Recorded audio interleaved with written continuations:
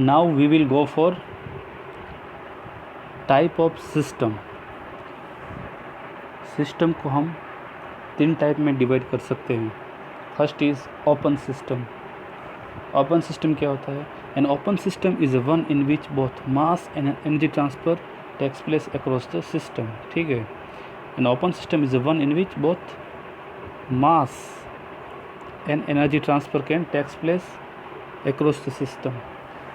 Open system में mass को भी हम सिस्टम की बाउंड्री से ट्रांसफ़र कर सकते हैं और एनर्जी को भी हम सिस्टम की बाउंड्री से ट्रांसफ़र कर सकते हैं।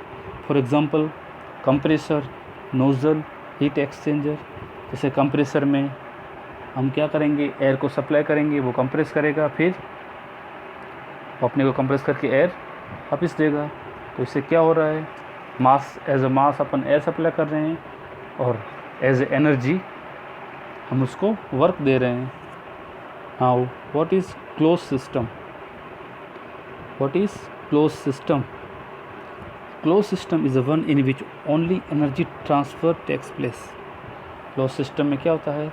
Only energy transfer होगा, ठीक है। Mass transfer is prohibited. There are no mass flow across the system. Mass flow system boundary पे नहीं होगा। तो इसका एग्जांपल क्या है? Gas in cylinder.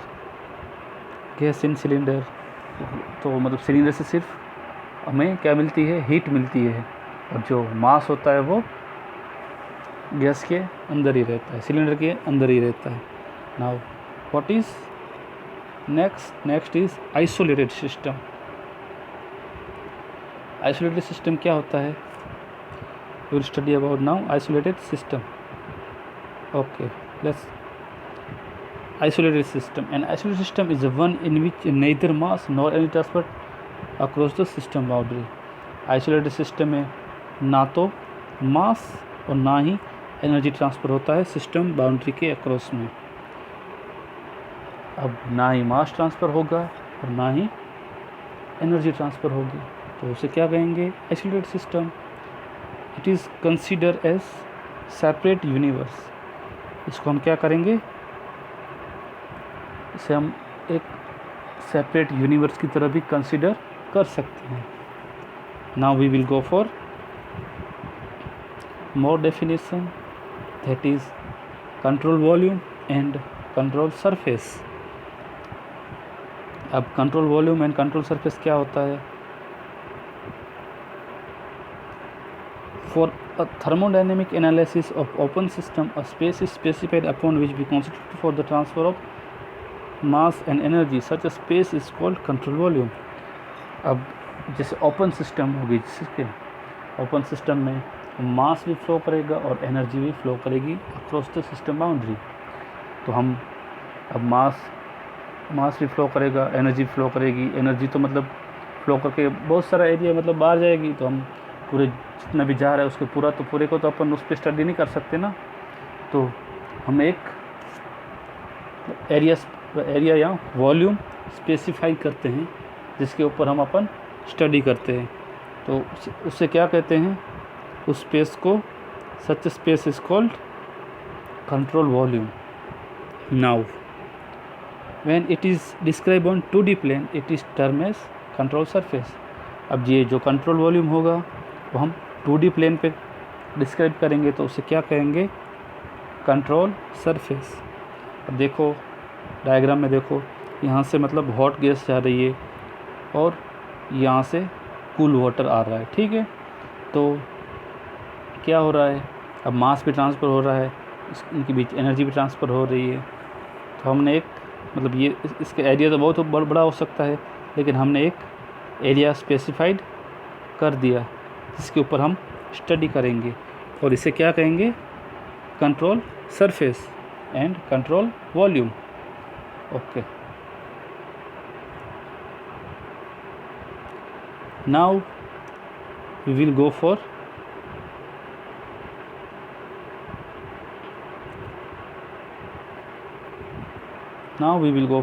thermodynamic property, path and cycle। Property क्या होती है? Any characteristic like pressure, temperature, volume, etc. which can be measured or observed is termed as property. जैसे कोई सिस्टम है, ठीक है, तो उसका प्रेशर, उसका टेम्परेचर, उसका volume which can be measure और ऑब्जर्व, जिसे हम मेज़र कर सकते हैं या ऑब्जर्व कर सकते हैं, उसे क्या कहेंगे? Property. Now what is state? How we can define state? State. Okay, property of a system is fixed at particular point. The point is termed as state. किसी पर्टिकुलर पॉइंट पे प्रॉपर्टी फिक्स होगी, ठीक है, और उस fix property को क्या कहेंगे? स्टेट कहेंगे. If there is change in state, at least one of the property of system change. Okay, देखो डायग्राम में देखते हैं.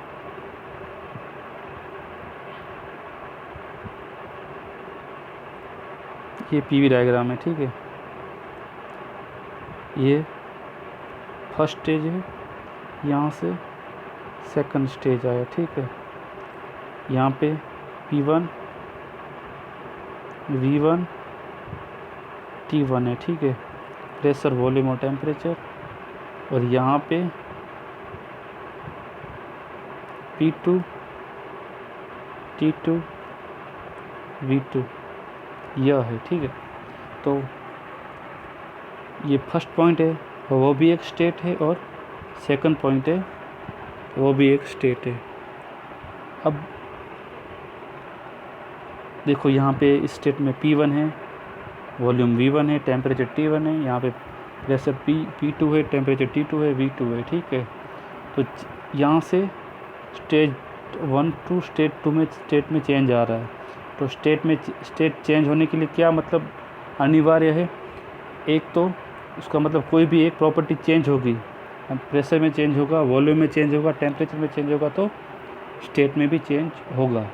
और यहाँ पे तो तीनों चेंज हो रहे हैं, तो it is change of state. Okay, now we will go for path of change of state. What is path of change of state? The path followed during the change of state is called path of change of state. अब एक state से दूसरे state में change होने के लिए जो अपन path follow करेंगे उसे क्या कहेंगे? Path of change of state. जैसे पहले P1 था, V1 था, T1 था, तो फिर एक प्रोसेस के थ्रू सिस्टम ने मतलब P2 V2 और T2 पे आ गई, ठीक है, तो उसे क्या कहेंगे?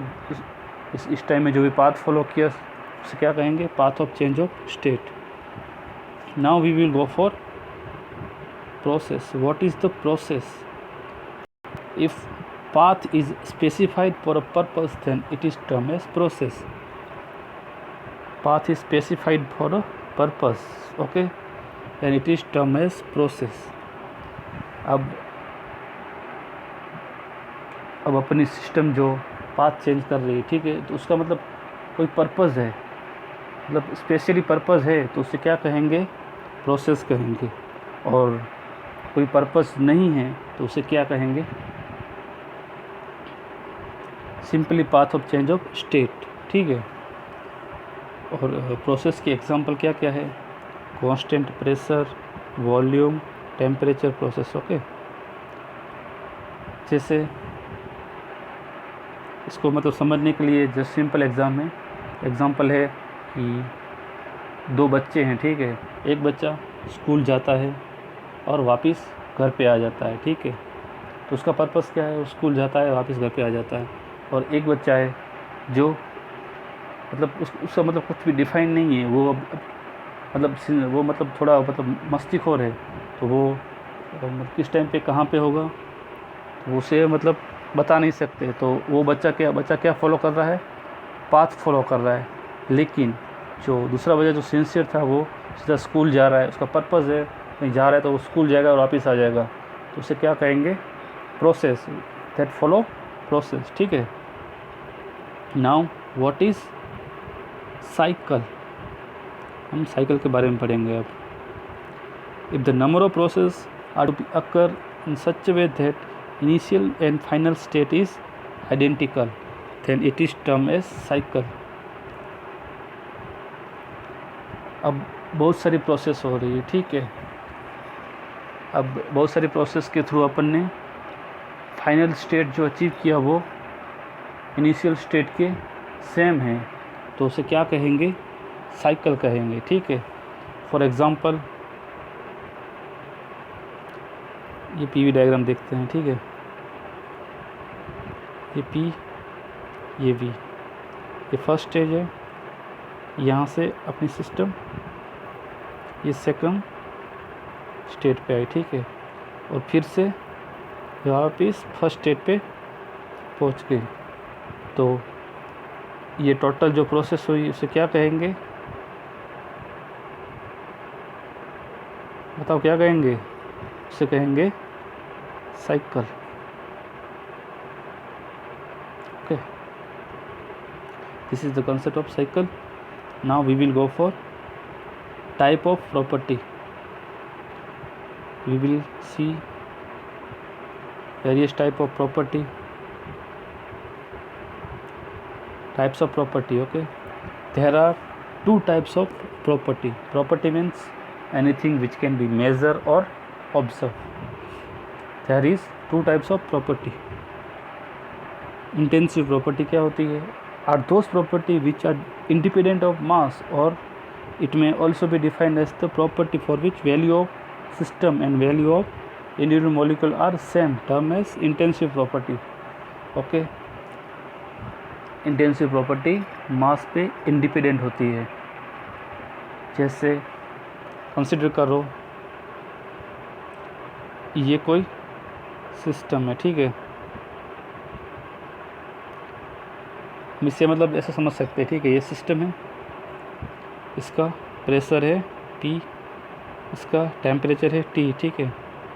अब कोई प्रॉपर्टी इंटेंसिव है या एक्सटेंसिव है, ठीक है, जो एक्सटेंसिव जो सेकंड पार्ट है कैसे डिफाइन कर सकते हैं, तो कोई सिस्टम है, ठीक है, उसके टू पार्ट कर दो।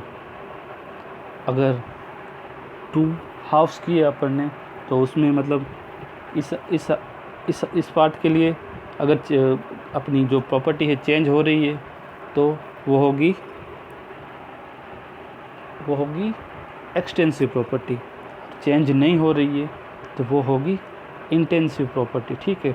तो पहले मतलब प्रेशर P था, अपन ने फिर 2 पार्ट किए तो उसके बाद भी उसका प्रेशर P रहेगा, ठीक है, क्योंकि प्रेशर तो सेम रहेगा कितने में मतलब, और टेम्परेचर भी उसका T रहेगा, टेम्परेचर भी चेंज होगा नहीं पार्ट करने के बाद।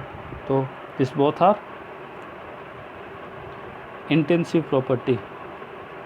Now we will go for second one,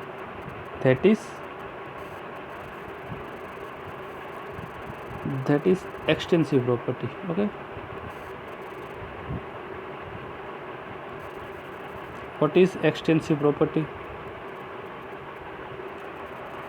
Are those property which are depend on the mass of system, or it may also be defined as the property of system is the property of individual molecule. अब extensive property वैसी होती है जो मास पे depend करती है, और उसको एक और तरीके से डिफाइन कर सकते हैं, जैसे it is the sum of property of individual molecules. Okay, जैसे वॉल्यूम, एनर्जी, ठीक है, वॉल्यूम मास पे डिपेंड करता है। जैसे इसका ये सिस्टम है, ठीक है, इसका वॉल्यूम V है, उसका पार्ट कर देंगे, इसका वॉल्यूम आधा हो जाएगा। एनर्जी क्या होता है, Q is equal to heat है, ठीक है, mc/dt। तो ये मास पे डिपेंड कर रही है, तो इसका मतलब क्या हो गया, ये एक्सटेंसिव प्रॉपर्टी है। Okay,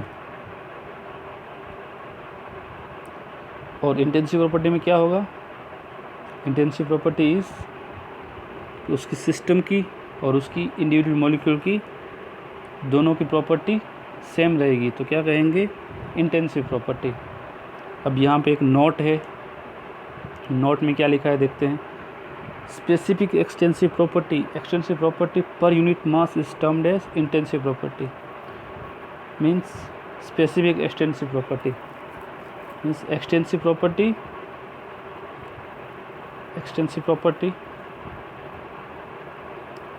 per unit mass is called specific extensive property.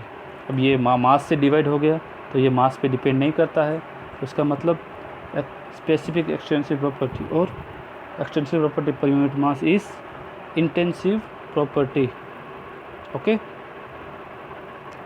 Now we will go for the type of system.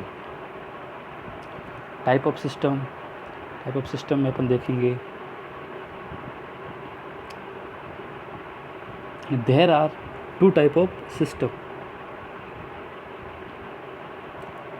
How much? Two type of system. One is homogeneous and another one is heterogeneous system. Homogeneous system are those in which there is no phase change during the transfer of energy, while heterogeneous system change of phase occurs. Okay, homogeneous system में क्या होगा कि जब हम उसको energy transfer होगी तो उसमें फेस चेंज नहीं होगा, लेकिन हेटेरोजेनियस सिस्टम में फेस चेंज होगा. ठीक है, so in this way system are divided into homogeneous and heterogeneous system. Okay, now we will go for thermodynamic equilibrium. What is thermodynamic equilibrium? A system is said to be exist in the state of thermodynamic equilibrium if there is no transfer of energy. There is no transfer of energy takes place between system and surrounding. If there is no transfer of energy between system and surrounding, then we say that the given system is exist in thermodynamic equilibrium. Okay, thermodynamic equilibrium exists if there is three type of equilibrium: chemical, mechanical and thermal equilibrium. Okay, अब हम कब बोलेंगे कि अपनी system thermodynamic equilibrium में है? जब उसमें केमिकल इक्विलिब्रियम होगा, मैकेनिकल इक्विलिब्रियम होगा और थर्मल इक्विलिब्रियम भी होगा. Now we will separately define what is chemical, mechanical and thermal equilibrium. Thermal equilibrium means temperature at all point in system and surrounding is equal. Okay, temperature at all point in system and surrounding is equal. Then we will say that our system is in thermal equilibrium. It means there is no transfer of heat between system and the surrounding. Then we will say that our system exists in thermal equilibrium. Mechanical equilibrium. What is mechanical equilibrium? Pressure at all point of system as well as surrounding is equal. Okay, pressure at all point of system as well as surrounding is equal. It means there is no transfer of work. If there is no transfer of work means work is equal to P into delta dV. Okay, if the pressure is equal means pressure of system is equal to pressure of surrounding, then we will say that our system is exist in mechanical equilibrium. This is the formula for our mechanical work. Now we will go for chemical equilibrium. Okay, so what is chemical equilibrium? Chemical equilibrium means absence of any chemical reaction within system. मतलब हमारी जो system है उसमें कोई chemical reaction नहीं होनी चाहिए system और सराउंडिंग के बीच में, तो केमिकल इक्विलिब्रियम एग्जिस्ट होएगा. अब यहाँ एक और नोट दिया हुआ है, if any of three type of equilibrium is not satisfied then system is said to be the non thermodynamic equilibrium. अगर इस तीनों में से कोई भी इक्विलिब्रियम एग्जिस्ट नहीं कर रहा है तो हम क्या कहेंगे कि अपनी सिस्टम थर्मल इक्विलिब्रियम में नहीं है. और we will say that our system is in non-thermodynamic equilibrium. मतलब thermodynamic equilibrium के लिए chemical, mechanical and chemical,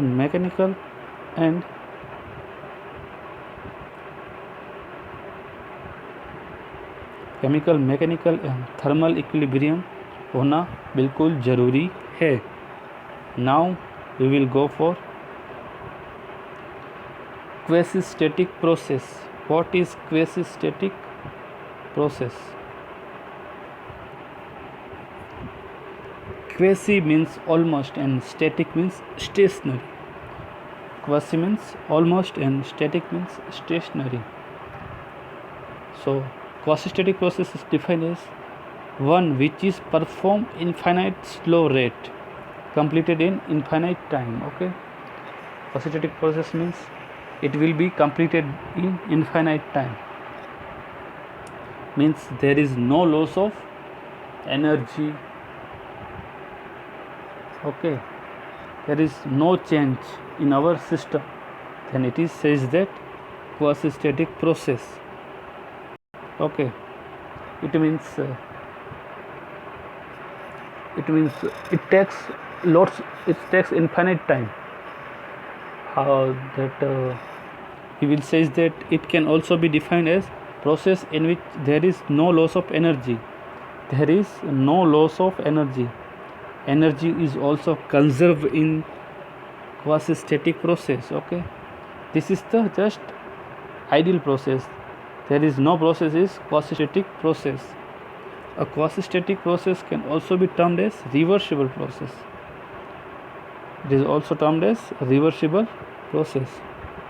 Okay, to understand quasi-static process we have one example that देखो यहाँ पे एक पिस्टन सिलेंडर असेंबली है. ठीक है,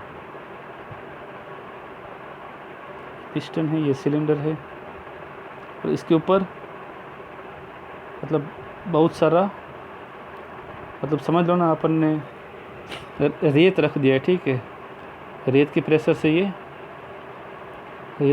से ये दबा हुआ है. ठीक है, पिस्टन. अब क्वासी-स्टैटिक प्रोसेस मीन्स क्या है, रेत का अपन एक एक दाना उठाते जाएंगे और फिर इसका मतलब मेज़र करते जाएंगे वेरियस प्रॉपर्टी. तो मतलब एक दाना उठाते जाएंगे तो कोई मतलब उसके डिस्प्लेसमेंट में यहाँ पे कोई फ़र्क पड़ेगा नहीं, और ये मतलब दाना उठाने में मतलब बहुत टाइम लगेगा. तो ये भी एक क्वासी-स्टैटिक प्रोसेस है, means which is completed in infinite time. So it is called as quasi-static process. Thank you.